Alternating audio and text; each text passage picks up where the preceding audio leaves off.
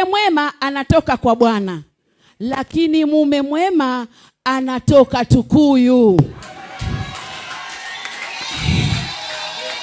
Tena Tukuyu katika ukoo wa Mwakalapa na ukoo wa Mwasongwe.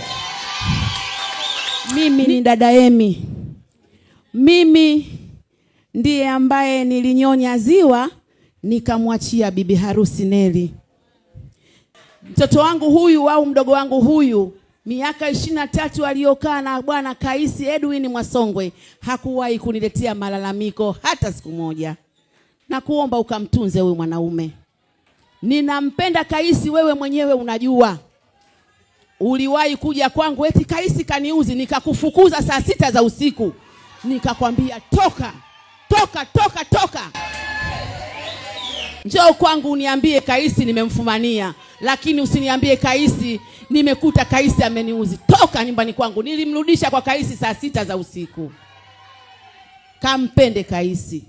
Kaisi ni mwanamume ambaye ninamtegemea, hata mimi ndo atakaye kuja kunizika. Asante sana. Naomba DJ anitoe.